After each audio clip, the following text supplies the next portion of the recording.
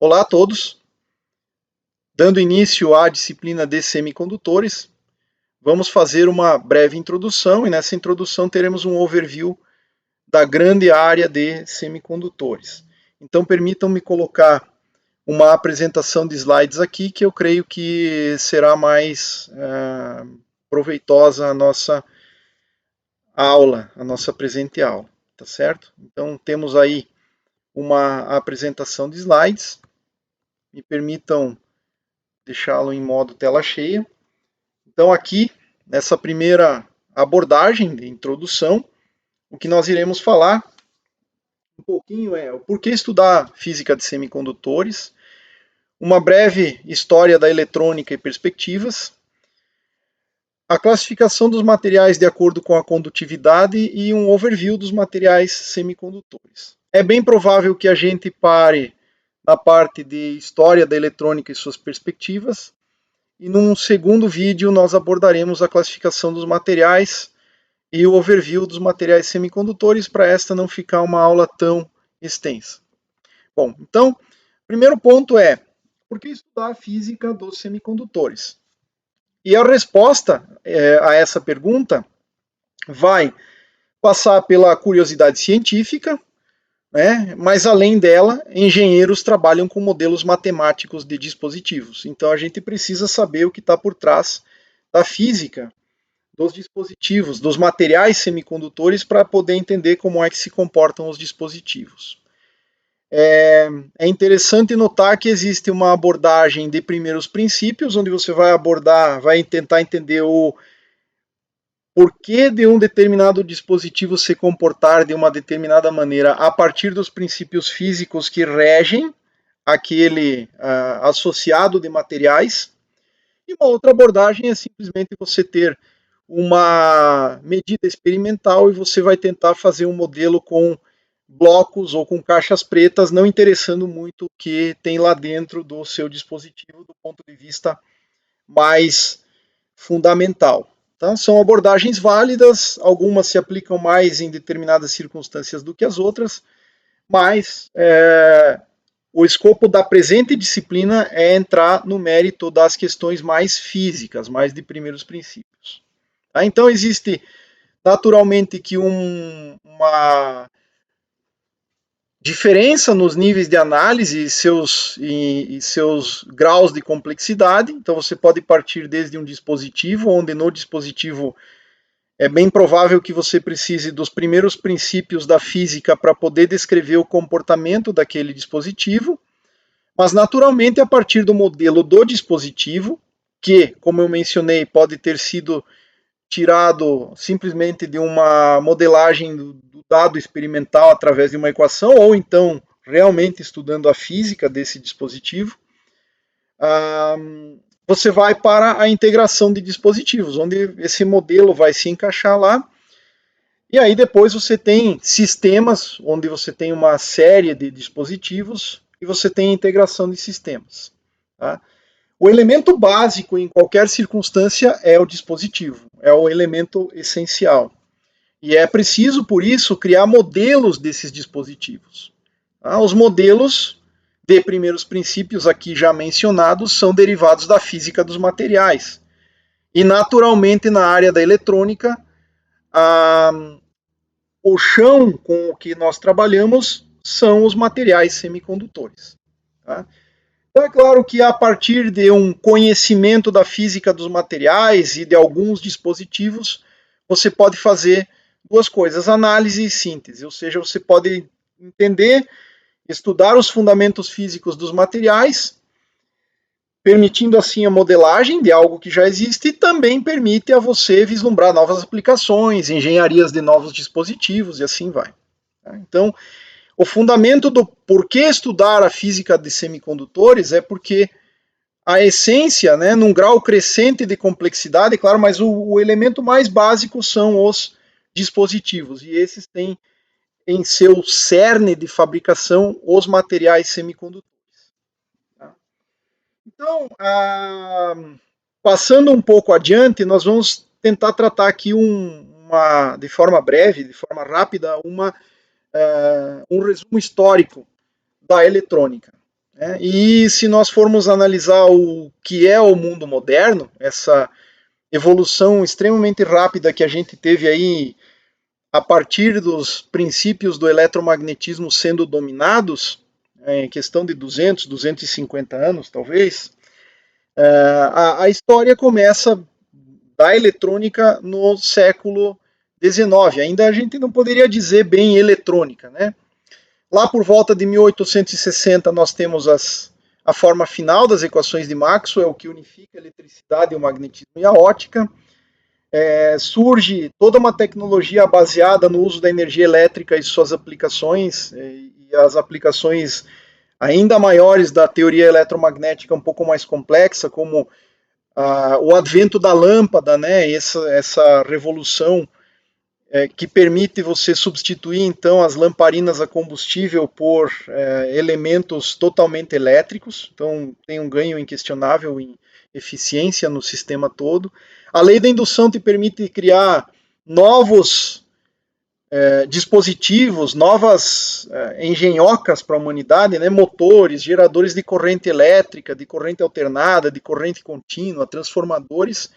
E é claro que nesse século XIX tem início o que é uma revolução em termos de interação entre pessoas, que são as telecomunicações de largas distâncias, de largas escalas, tá? E essa revolução das telecomunicações é que vai acabar demandando cada vez mais o desenvolvimento de dispositivos mais sofisticados do ponto de vista eletrônico, do ponto de vista dos materiais que compõem esses dispositivos também. Mas é no século XIX que nós temos o advento do telefone, o início do rádio, o telégrafo é o pioneiro disso tudo. E esse entendimento completo só é possível através das equações de Maxwell. Tá? Em 1897, já fechando o século, existe a descoberta do elétron, que é a partícula fundamental e o ator principal da eletrônica, né? E é o que vem a dar o nome à nossa grande área da eletrônica, né? Ou a essa grande área da eletrônica. Vem da palavra elétron, né?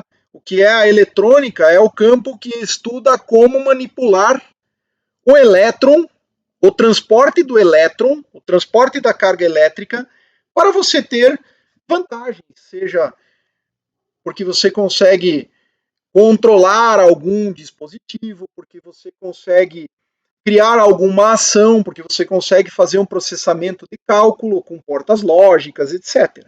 Mas é aqui que é descoberto o elétron ao finalzinho desse século.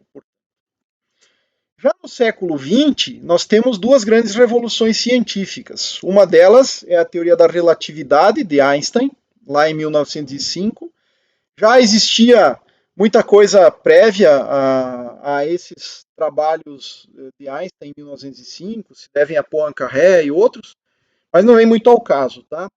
Porque na eletrônica, o ponto, ou uma das concepções mais importantes que nós temos é a física quântica, que tem início com Max Planck, lá por 1900, até um pouquinho antes de 1900.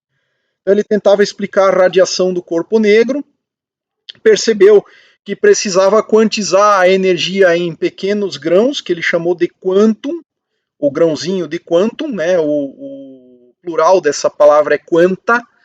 Então ele percebeu que precisava quantizar a radiação ou as quantidades físicas fundamentais, algumas delas, e aí nasce então todo esse grande campo que vai permitir o entendimento da física de semicondutores e dos materiais em geral, ao final das contas.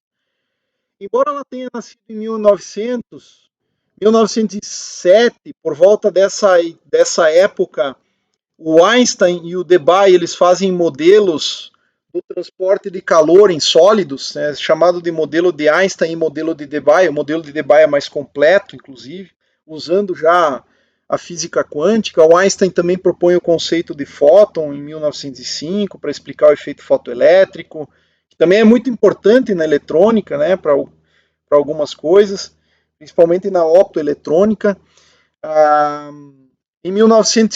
Por volta de 1911, 1913, o Bohr ele consegue entender, consegue implementar algumas regras ao modelo do átomo e com isso ele explica, por exemplo, os níveis energéticos do hidrogênio.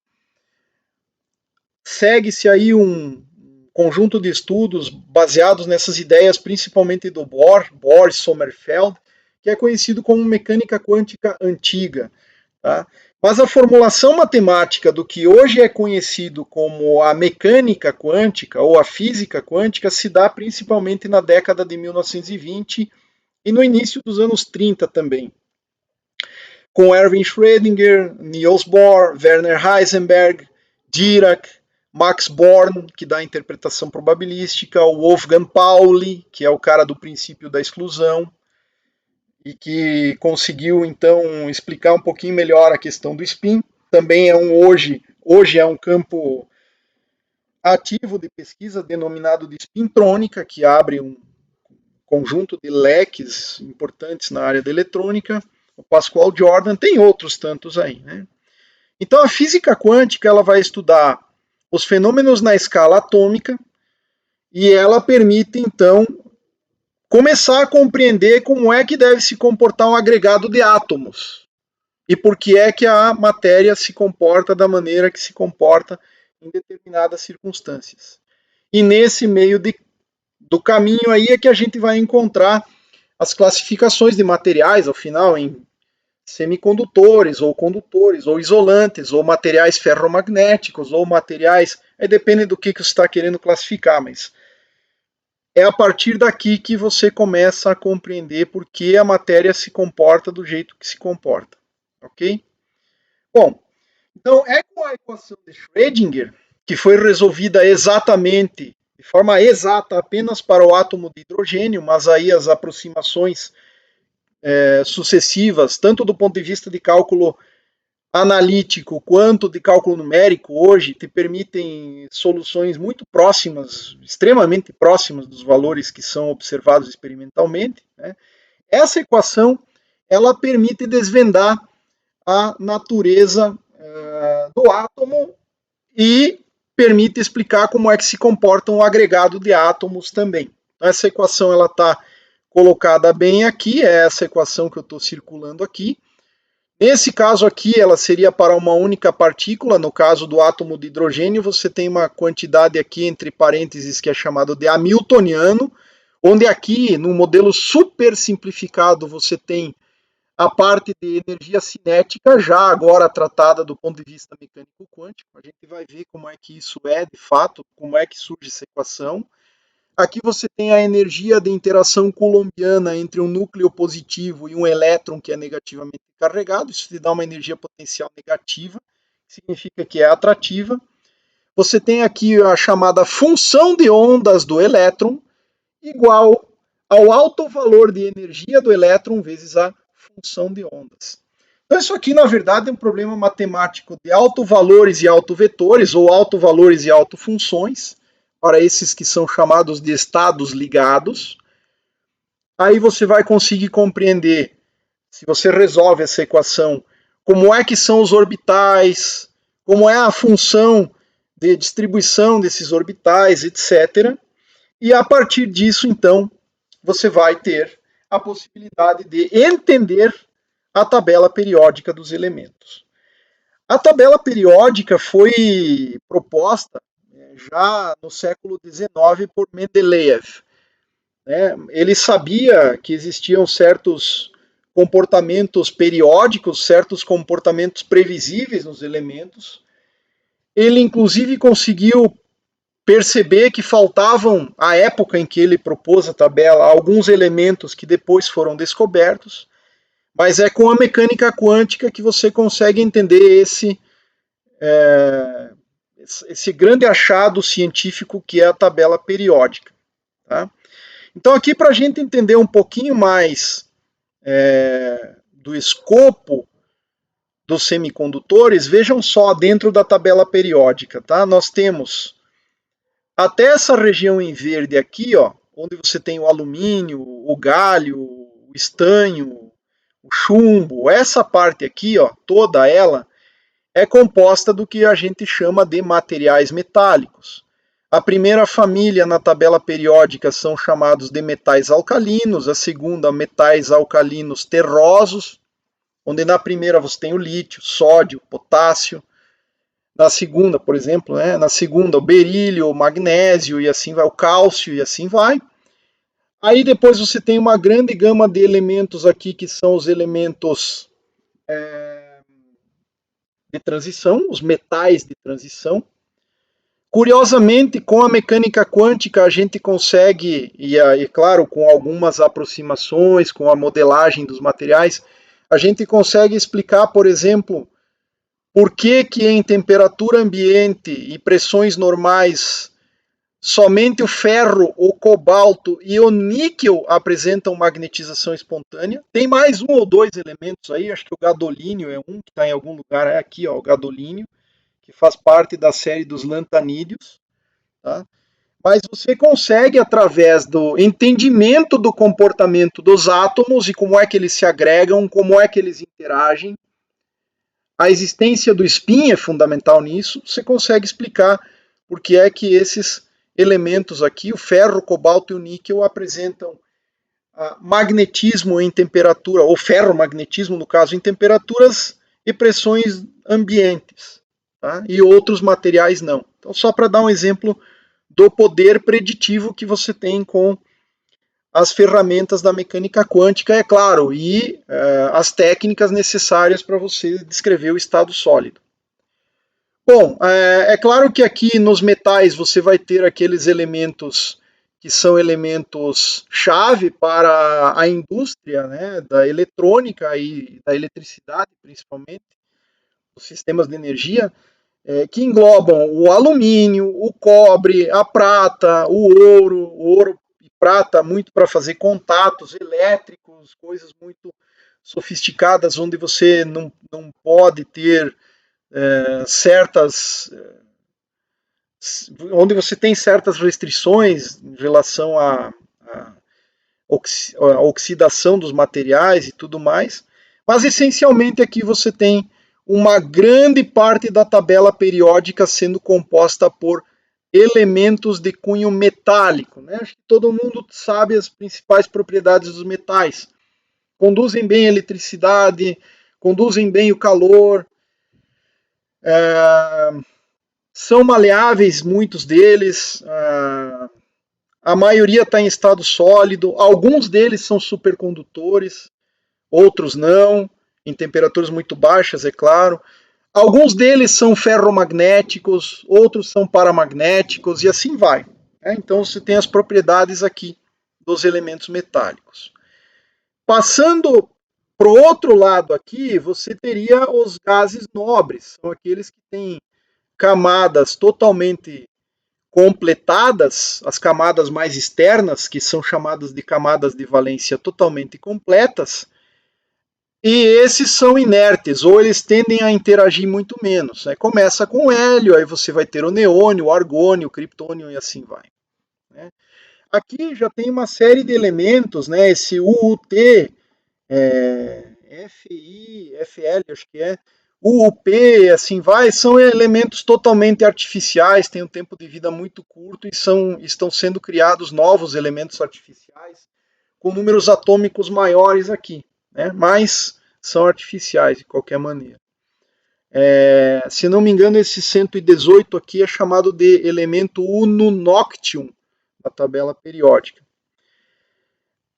Aí você tem os elementos que tipicamente das famílias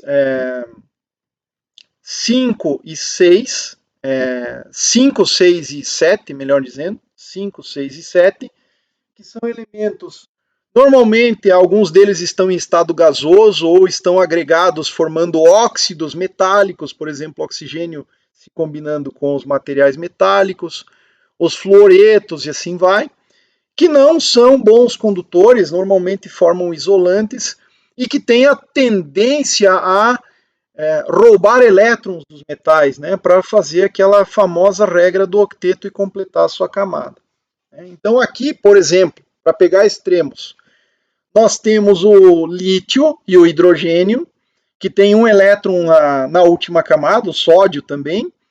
Tá? Essa primeira família que todos têm um único elétron na sua última camada. E aqui nós temos na família 7, chamada 7A da tabela periódica, elementos que faltam elétron para que ele tenha a configuração mais estável, eletromagneticamente falando, do ponto de vista quântico, os momentos elétricos, os multipolos elétricos minimizados, etc., para que eles sejam menos interagentes possíveis.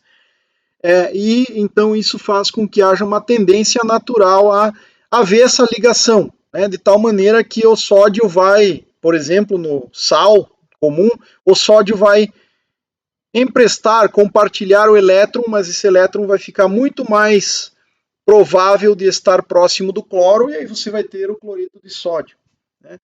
Mas você vai ter uma série de óxidos metálicos. Normalmente óxidos metálicos têm natureza isolante, normalmente é assim, podem ocorrer outros casos, mas você vai ter óxidos de ferro, de cobalto, de níquel, de cobre, de titânio, de vanádio e assim vai, né?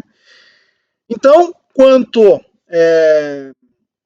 mais próximo do gás nobre, você vai ter a tendência de esses átomos aqui tomarem emprestado um elétron, e quanto mais próximo dos alcalinos aqui, você vai ter a tendência de doar um elétron ou 2 elétrons aqui. Aí aqui você tem uma série de materiais de transição onde as coisas são um pouco mais complicadas. Mas o nosso assunto são os semicondutores. E os semicondutores, eles estão aqui na chamada família 4.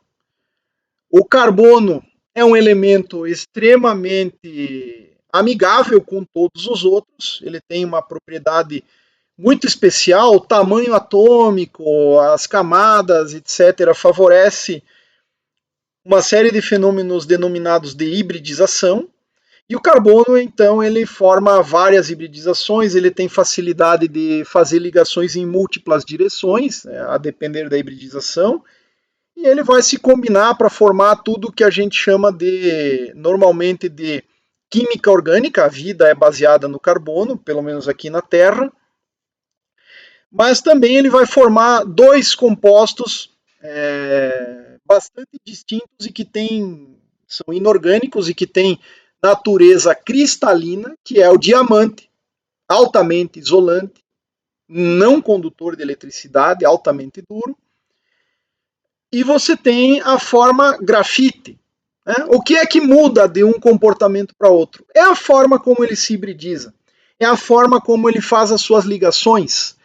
E isso, se você estudar adequadamente a formulação mecânico-quântica dos arranjos atômicos do carbono nessas circunstâncias, você vai ser capaz, por exemplo, de prever que o carbono na forma diamante é pouco condutor, enquanto que o carbono na forma grafítica é bastante condutor de eletricidade. É claro que um material hoje que ou pelo menos tem sido uma sensação na comunidade científica, principalmente voltada para usos em eletrônica, ou tentativas de usos em eletrônicas, é o grafeno. E o grafeno é uma única lâmina, seria uma monocamada do grafite, né? Uma camada atômica única do grafite. Pois bem, e aí nós temos os dois principais elementos da indústria da eletrônica, o silício, o germânio, né? O que é que eles têm, todos esses caras da família 4 aqui, na verdade, têm em comum? Eles têm 4 elétrons na sua última camada, assim chamada camada de valência. Então, eles acabam tendo uma tendência de formar ligações covalentes compartilhando muitos elétrons. Eles têm uma camada semi-preenchida, a verdade é essa, a última camada é metade preenchida. Enquanto que nos metais você tem as últimas camadas mais vazia do que cheia, ou seja, tem poucos elétrons nas últimas camadas, e os materiais que passam da família 4, ou seja, a família 5, 6, 7, 8, tem muitos elétrons, tem camadas quase cheias. A família 4 é aquela que está no meio do caminho, é o divisor de águas aqui. Tá? Então você vai formar aqui o que são os chamados de semicondutores, né? Ou eles são, por essência, os materiais semicondutores. É claro que existem combinações aqui, por exemplo, o galho com o arsênio vai formar um material que tem comportamento similar ao que, ou seja, é um da família 3 com outro da família 5, ao arseneto de galho, o arsênio e o galho, vai formar uma coisa que está no meio do caminho aqui. Tá? Claro que você pode formar compostos família 6 com família 2, né? Então tem telureto de cádmio, se não me engano, né? Não é da família 2 aqui, mas você pode combinar elementos metálicos com elementos mais próximos dos gases nobres para ter esse comportamento semicondutor. Tá? Ah, o silício é o mais utilizado na indústria da eletrônica, é o material, sem sombra de dúvidas, mais importante, seguido do germânio, do arseneto de galho, e é claro que para manipular as propriedades desses materiais é comum você pegar um silício cristalino, na sua forma cristalina e tudo mais, e colocar algum dopante. Então, por exemplo, se você adicionar alumínio numa matriz de silício, você tenderá a ter um comportamento chamado semicondutor do tipo P, onde o portador da carga elétrica tem o comportamento de uma carga positiva, que a gente chama de lacuna ou buraco em alguns lugares. Ao passo que, se você pegar o silício e misturar a ele uma pequena fração, isso são partes por milhão mesmo, a cada milhão de átomos de silício, você vai ter alguns poucos átomos de fósforo ou alguns poucos átomos de alumínio, né, no exemplo. O fósforo, no caso, na matriz de silício, vai providenciar elétrons adicionais que vão, então, proporcionar aquilo que é chamada dopagem do tipo N. Então, os materiais semicondutores, eles têm uma ampla aplicação em eletrônica, porque, ao contrário dos metais, onde após um sólido ter sido formado, você tem muito elétron disponível para ser transportado para contribuir na condutividade daquele material, condutividade elétrica, um semicondutor não tem esse tanto de elétrons, e aí, se você ou coloca cargas positivas ou coloca cargas negativas nele, você controla o quanto de condutividade você consegue ou você vai ter naquele material. Então, os semicondutores têm esta grande vantagem, né, que é esse comportamento que permite moldar as propriedades de transporte. Né. No metal, pouco adianta você acrescentar milhões de elétrons lá dentro, porque ele tem, por metro cúbico, ele tem algo como 10 na 28, ou 10 a 29 elétrons por metro cúbico livres, já para transporte eletrônico. Tá? Então, colocar lá qualquer coisa, provavelmente até vai prejudicar algumas propriedades desse material, em muitos casos. Agora, no silício, que em estado puro, cristalino, ele vai ter 7, 8 ordens de grandeza menos de carga, se você, por exemplo, digamos que o intrínseco em temperatura muito próxima de zero, você pega o silício puro, temperaturas muito baixas, ele vai ter 0 portadores livres. E aí você coloca a dopagem em partes por milhão, a gente está falando de 10 na 22 elétrons por metro cúbico. Isso é muito maior do que praticamente zero, ou que seja 10 elevado a 14 elétrons por metro cúbico, numa temperatura um pouco maior. Então, a grande sacada dos materiais semicondutores é que eu consigo controlar, através de adição de outros elementos, as propriedades de condutividade elétrica desse material. E é claro, aí formar junções entre materiais, misturar materiais, fazer estruturas em que eu tenho materiais separados por região com propriedades diferentes, e isso vai me dar uma gama de dispositivos. Né? Pois bem, seguindo na linha do tempo aqui, Em 1907, o cientista chamado Lee de Forest, o engenheiro Lee de Forest, inventou a válvula triodo. Estávamos nos primórdios do rádio, das comunicações, dos sistemas de comunicação, e esse elemento é o primeiro elemento que possibilitava fazer amplificadores e osciladores de radiofrequência. O que era essa invenção do Lee de Forest? Tá? Essencialmente você tinha um filamento termoiônico, tipo de uma lâmpada mesmo, só que ela é tão aquecida que ela passa a emitir elétrons, e esses elétrons então eles vão fluir de uma região para outra aqui, atraídos por um potencial, por um campo elétrico, né? Esse campo elétrico vem do ânodo para o cátodo, esse campo elétrico vai atrair essas cargas aqui, né? Esses elétrons que são emitidos por este filamento, é tipo um filamento de lâmpada. Aqui temos uma imagem desse dispositivo, de um dispositivo parecido com o dispositivo do Lee de Forest, né? Só que qual é a questão?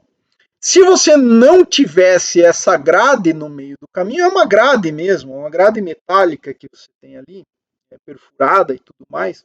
Se você não tivesse isso aqui, esse elétron que é emitido pelo filamento superaquecido, ele vai ser puxado para o ânodo. E aí a quantidade de elétrons que você está criando através do filamento vai fluir para aquela região de lá. Porém, se você colocar um potencial no meio do caminho, você consegue controlar a quantidade e a velocidade desses elétrons, ou seja, a corrente elétrica que flui do cátodo para o ânodo. Então, através de um terceiro eletrodo, vamos chamar assim, você vai controlar a corrente entre os outros dois. Funciona como se fosse uma válvula de torneira. Você teria o controle do fluxo de cargas aqui, e isso é essencial para que você possa controlar a corrente elétrica e assim fabricar amplificadores, osciladores de radiofrequência e tudo mais. Bom, aqui já de cara a gente vê problemas, né? Esses caras aqui, eles têm um filamento. Esse filamento é uma lâmpada incandescente, praticamente, né? Aquece bastante, o filamento pode queimar, tá? Até mecanicamente ele pode não ser tão robusto, então se você mexer eventualmente o dispositivo, poderia romper o filamento, né? Tem o aquecimento, então você teria que colocar num dispositivo, num equipamento maior em que envolva vários amplificadores, osciladores, você teria que colocar eles a uma certa distância ou ter todo um sistema de refrigeração apropriado, né? Então tem o problema do aquecimento, alto consumo de energia, porque para você fazer o filamento emitir elétrons, você precisa de altas tensões, né? Então, e aí também fluxo de altas correntes, o que dá altas potências, consumos de energia elevados. O tamanho não é pequeno, tá? É uma lâmpada praticamente, né? Isso é uma lâmpada. Então, você tinha uma grande revolução para a indústria da época, mas claramente que se você conseguisse miniaturizar isso aí e substituir isso por outras coisas, isso seria altamente bem-vindo na comunidade da eletrônica da época. Bom, existiu um período que é bastante lamentável do ponto de vista humanitário, né, que é a Segunda Guerra Mundial, mas por conta dos desafios criados naquela oportunidade, nós tivemos uma verdadeira, com o perdão do trocadilho, explosão de tecnologia nos sistemas de comunicação, né? Tanto para navegação aérea, marítima, submarina, desenvolvimento de radares, monitoramento do espaço aéreo. Radar demandava altas tecnologias em micro-ondas, em outras faixas de radiofrequência também. Começam a aparecer os primeiros computadores para você quebrar códigos de guerra que eram transmitidos e tudo mais. E, claro que nessa primeira fase aí, que você tem os primeiros computadores, eles são todos valvulados. Se você fizer uma busca aí, os primeiros computadores, eles ocupam praticamente um prédio, ou uma sala de um prédio, porque eles são enormes. Consumos de energia absurdamente altos. E nessa brincadeira começam a surgir os materiais semicondutores. Silício, germânio e arseneto de galho são os principais. E o interesse inicial, e que vem isso desde o século XIX, finais do século XIX, é o efeito termistor.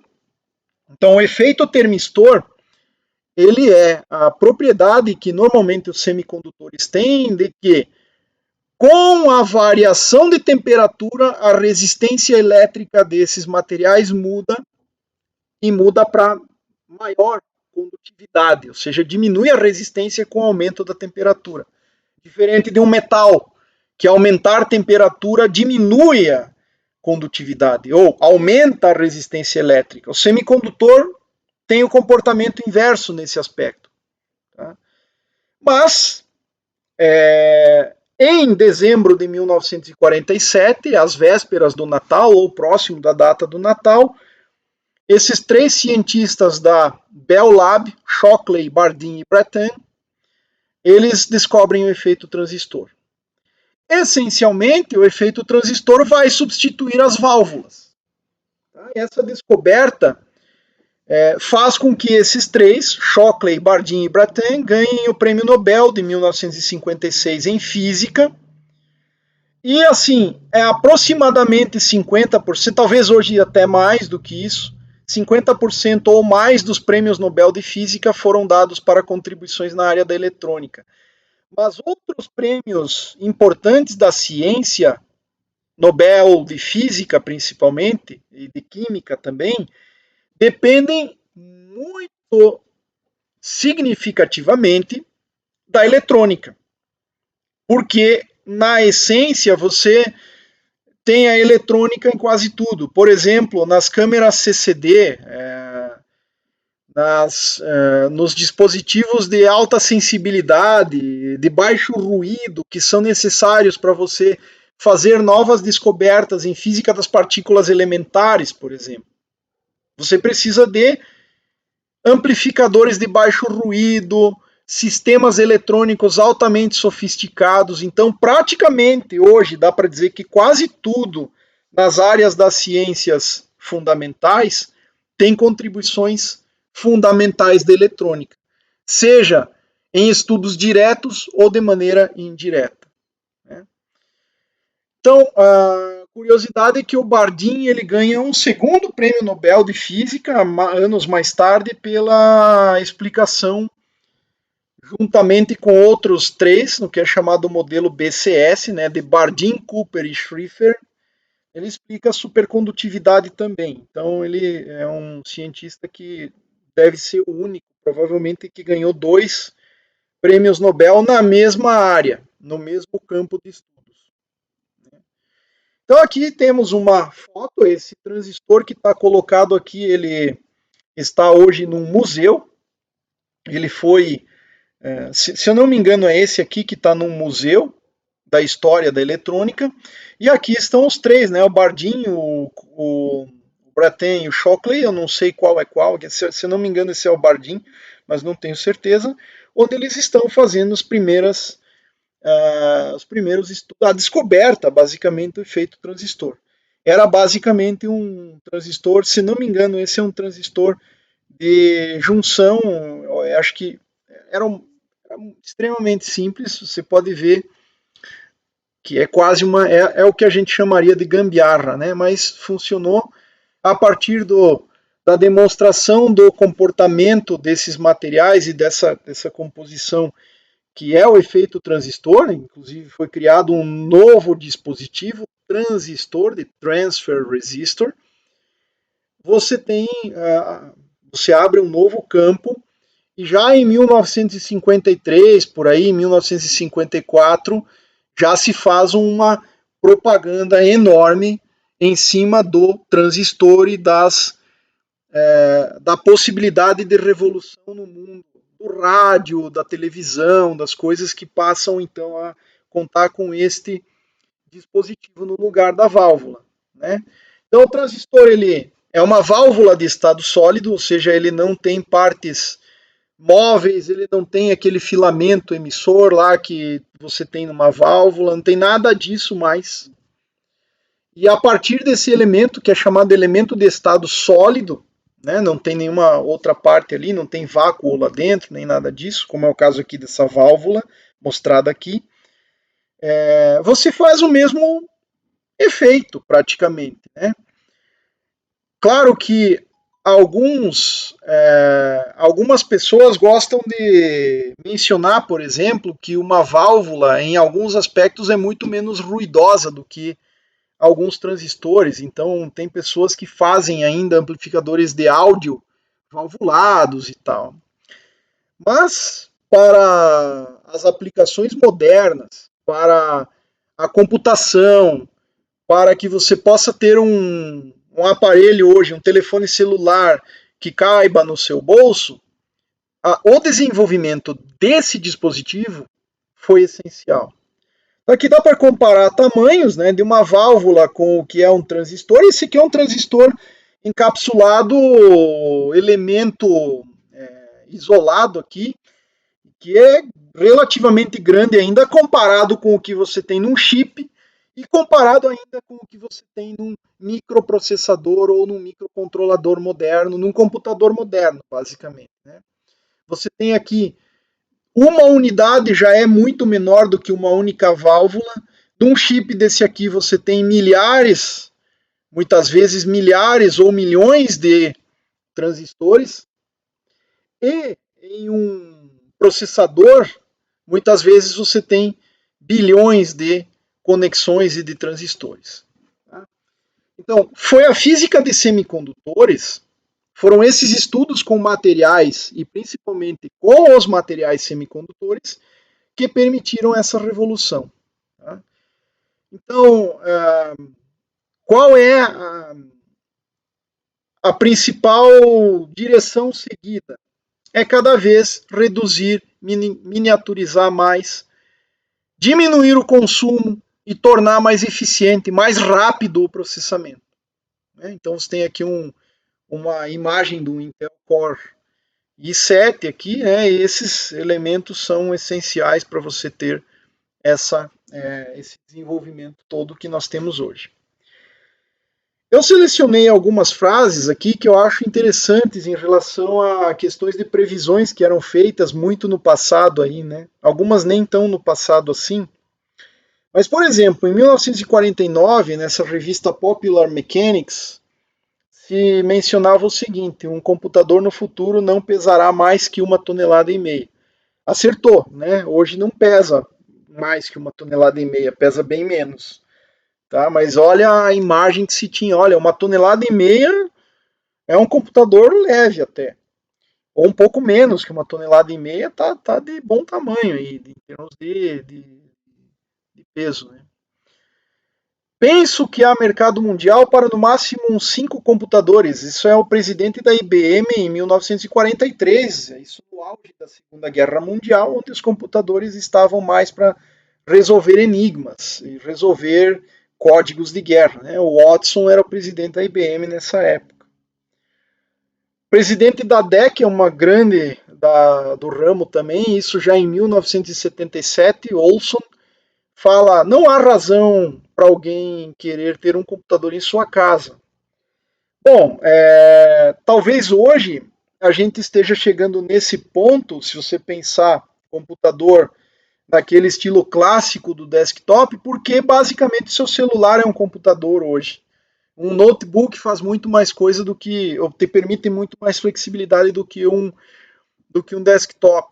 Mas se você for olhar sistemas hoje, né, com essa principalmente ideia da Internet of Things, os computadores, os dispositivos que possam fazer cálculos, tomar até eventualmente decisões menores, estão cada vez mais presentes. Então isso em 1977 alguém achava que, olha, talvez ninguém queira ter um computador em casa. E o Bill Gates, em 1981, ele fala que 640 KB de memória deve ser suficiente para qualquer pessoa. E a gente sabe que provavelmente 640 kilobytes hoje, uma fotografia comum que você tira no seu celular aí deve ter, dependendo da qualidade, com certeza terá mais do que isso, né? Mas em 1981 se pensava mais em processamento de dados, em cálculos, em armazenamento de dados mais tipo cadastrais e coisas do tipo. Aqui também nós temos uma outra comparação. Eu fiz uma pesquisa mais recente, mas essas coisas não mudaram tanto assim de 2008 para 2021, que é quando essa aula está sendo gravada, que é uma comparação entre o ENIAC e o Intel Dual Core. Esse ENIAC de 1948 já é um aperfeiçoamento do original, tá? Ele já era uma segunda versão ou terceira versão, se não me engano. Tá? Então, ele é de 1948 e eu estou comparando com uma coisa aqui, com o Intel Dual Core de 2008. Esse cara ocupava uma sala inteira, ou sei lá, um prédio talvez. Ele pesava 28 toneladas, né? Enquanto que um processador desse aqui, você não fala em peso, porque é desprezível a massa que ele tem, né? Mas vejam só, esse cara, o ENIAC, ele fazia 5.000 adições por segundo, que na época já era um absurdo, em termos da capacidade de fazer adições. Um ser humano não consegue fazer 5.000 adições em um segundo. E ao passo que um Intel Dual Core, ele consegue fazer 22 bilhões de operações por segundo. Tem hoje alguns que fazem mais operações por segundo, né? Fazem na faixa, chegando perto de 100 bilhões de operações por segundo, né? E não são os mais sofisticados computadores até, ou o que eu quero dizer é que você consegue, fazendo processamentos paralelos, combinações, tudo, mas você consegue fazer bem mais do que isso, mas um único dual core de 2008 ele chegava a 22 bilhões de operações por segundo. Tá? O conteúdo de um ENIAC eram 18 mil válvulas. Imagine o quanto isso aquecia, né? Porque são 18 mil filamentos emitindo elétrons. Você tem um problema aqui bem grave de consumo de energia, né? Tanto é que ele consumia 170 quilowatts para funcionar. E o custo era, imagino que esse número não esteja corrigido para os dias de hoje, mas à época 487 mil dólares, o que era uma fortuna incalculável para qualquer pessoa. Ao passo que esse cara aqui, lá pelos idos de 2010, 2015, por aí, chegava ao preço de 600 dólares, o que é relativamente acessível para boa parte das pessoas no mundo desenvolvido, pelo menos. E o consumo dele, 31 watts, comparado com esse, praticamente nada. Né? E ainda ele consome bastante, relativamente alto consumo, mas em comparação com 170 kW, é praticamente nada. Você tinha 18 mil válvulas, agora você tem aqui na faixa de 152 milhões de transistores. Existe uma lei que é matemática, prevista por Moore em 1975, que dizia que o número de transistores em uma mesma área, né, num chip, mas considerando uma determinada área de chip, no mesmo espaço físico, portanto, iria dobrar pelo mesmo custo. Ou seja, a tecnologia de fabricação iria melhorar, porque você seria capaz de colocar mais transistores no mesmo espaço pelo mesmo custo. E colocar mais transistores no mesmo espaço significa que o transistor tem que ser menor, e para que ele seja menor, isso demanda mais tecnologia de fabricação. Tá? É claro que em algum momento esta lei de Moore ela terá um limite, porque você está chegando em muitos casos no limite quântico. É difícil você fazer transistor com com poucos átomos. Você tem muitas flutuações, aspectos do mundo quântico que não te permitem um certo determinismo necessário para fazer cálculos e previsibilidade. Mas, de toda maneira, eu acredito que a gente ainda tem espaço para conseguir colocar mais transistores no mesmo espaço físico, ainda colocar, conseguir isso talvez não a cada 18 meses, mas, sei lá, a cada 2 anos, seriam 24 meses, continuar seguindo essa tendência da lei de Moore. É claro que o novo salto previsto para questões de computação seria a computação quântica, mas ela, eu diria que para o mundo de hoje está mais para o ENIAC, coisas grandes, feitas somente para grandes aplicações e tudo mais. Bom, o século XXI, um pouquinho de perspectivas e falar um pouquinho da nanotecnologia. A nanotecnologia ela é vislumbrada numa célebre conferência dada pelo Richard Feynman na American Physical Society em 1959, em que ele fala que há muito espaço lá embaixo. Foi alguma coisa assim que ele mencionou. There's plenty of room at the bottom. Algo assim foi a frase dele. Ou seja, no mundo do muito pequeno há muitas possibilidades. Né? E que seria a construção de nanomáquinas, de nanomoléculas e coisas do tipo, vislumbrando aplicações inclusive em medicina e tudo mais. Né? Um átomo tem a escala de tamanho considerada de 1 angstrom. Então, 1 nanômetro, que corresponde a 10 angstroms, se você colocar numa mesma linha, você consegue colocar até 10 átomos. Isso aí dependendo do tamanho do átomo, é claro. Mas se a gente considerar 1 angstrom para o tamanho de um átomo, em um nanômetro, numa linha, você conseguiria espaçá-los de tal maneira que você teria ali na faixa de 10 átomos, 8, 10 átomos, depende do tamanho.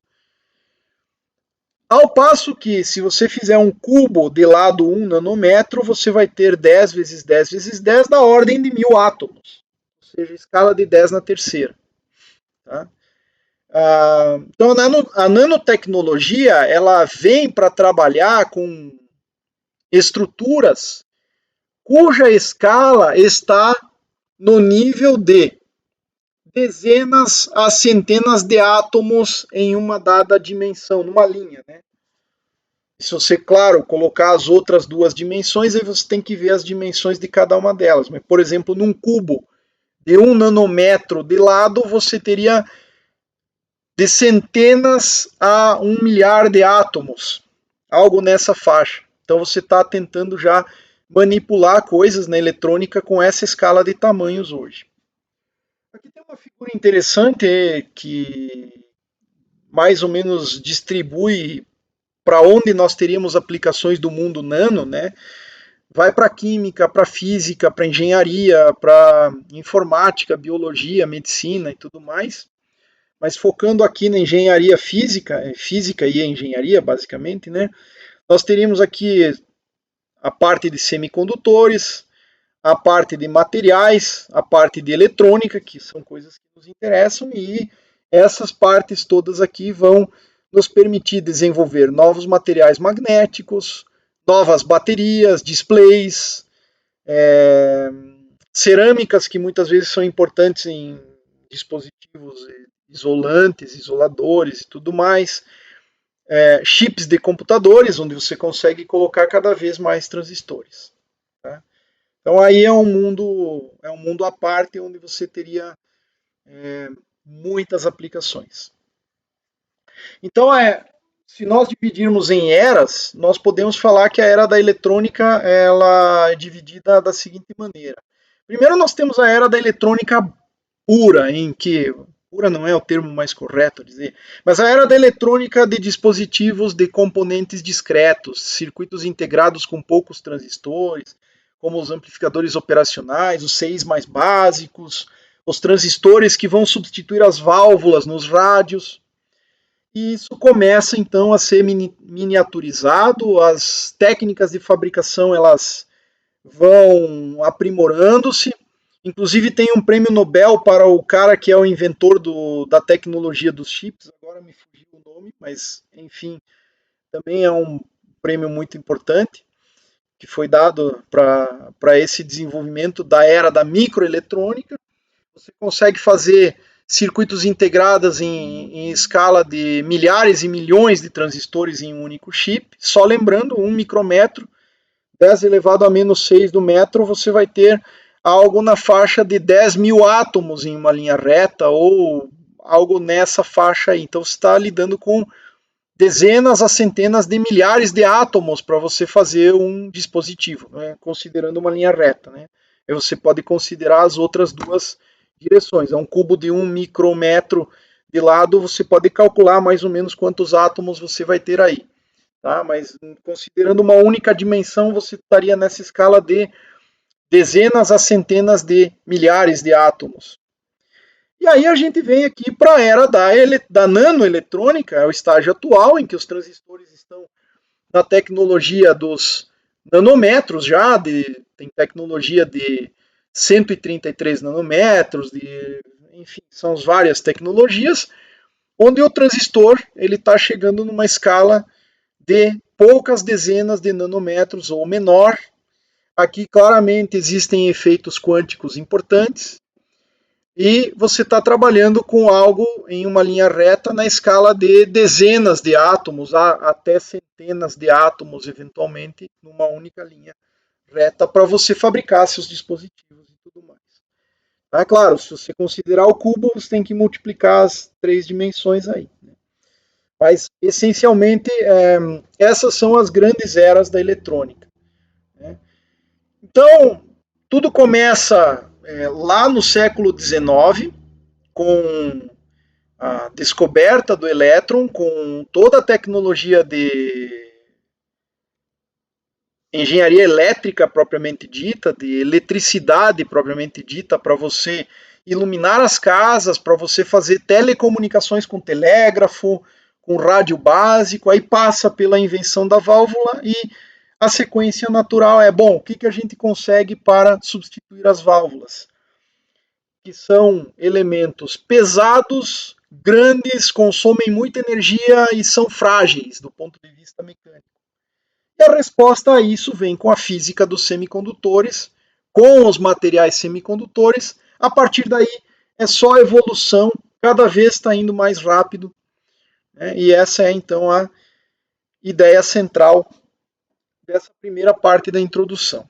Então eu vou fazer uma segunda parte para tratar da classificação dos materiais. Mas nessa primeira eu paro por aqui. Vocês podem buscar, eu posso deixar até na descrição depois, vocês poderão buscar um vídeo de propaganda do transistor lá dos anos 1950 por aí, que é muito interessante, onde se apresenta a possibilidade de revolução que o transistor ia produzir na sociedade, isso lá nos primórdios, né? Na incipiência da tecnologia do transistor. É bem curioso, é um vídeo que está em inglês, se eu não me engano é da AT&T, se eu lembrar eu coloco no descritivo depois. Então, até a próxima, pessoal. Vou encerrando por aqui. Tá?